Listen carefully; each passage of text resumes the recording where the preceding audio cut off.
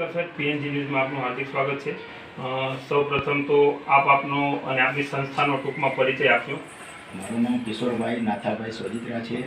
હું senior advocate અને notary public છું। ઓકે, આજે જે આપણે એકત્રિત થવાનું થયું છે ત્યારે હું બાપા સીતારામ સમાજ સેવા કેન્દ્ર નામની એક સંસ્થા ચલાવું છું। ઓકે, તેમાં મેનેજિંગ ટ્રસ્ટી તરીકેની મારી ફરજ બજાવું છું। ઓકે, બરાબર। આજે અમે એક જરૂરિયાતમંદ લોકોને અને પહેરવા લાયક અને જૂના કપડાનું વિતરણ કરવા માટે થઈને અમે આજે એકત્રિત થયા છીએ અને જૂના કપડાઓ અમે આપી અને અમે અમારી જીવનને ધન્યતા અનુભવશું। ઓકે। હાલમાં આપની સંસ્થામાં આપની સાથે બીજા કેટલા લોકો જે આ સેવાનું કામ છે એ કરી રહ્યા છે? બાપા સીતારામ સમાજ સેવા કેન્દ્રના પ્રેસિડેન્ટ જોશકાબેન ઠુમર, એમની સાથે બાલુભાઈ નાગાણી, ઓકે, સાવલિયાભાઈ અને અરવિંદભાઈ માવાણી અને બીજા ઘણા બધા મિત્રો કે જેને સેવાના ભાવથી આવે છે એવા તમામ લોકોને અમે સાથે રાખી અને આ સેવાકીય યજ્ઞ અમે ચાલુ કર્યો છે। ઓકે। આપની સંસ્થામાં કેવા કેવા પ્રકારના લોકો આ સંસ્થાનો લાભ લઈ રહ્યા છે?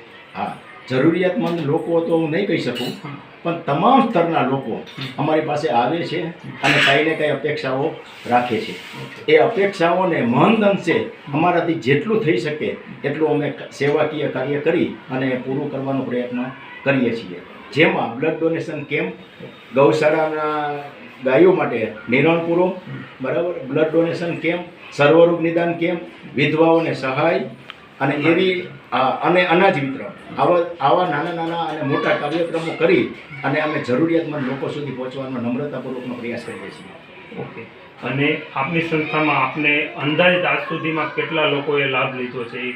હા, અત્યાર સુધીમાં જરૂરિયાતમંદ લોકોને આપણે કોઈ સંખ્યામાં તો નથી બતાવવું, પણ 6500 જેવા લોકોને અમે કપડાઓની સહાય કરી છે અને જરૂરિયાતમંદ લોકોને જ્યાં જ્યાં નાની મોટી સહાયની જરૂર હોય, એટલે જેવી કે બાળક છે તો એમના વાલીઓને ફી ભરવા માટે સક્ષમ ન હોય તો એવા વાલીઓની અમે ફી ભરી અને અમે એને મદદરૂપ થઈએ છીએ અને શિક્ષણના કાર્યમાં અમે સહાયરૂપ થાય છીએ।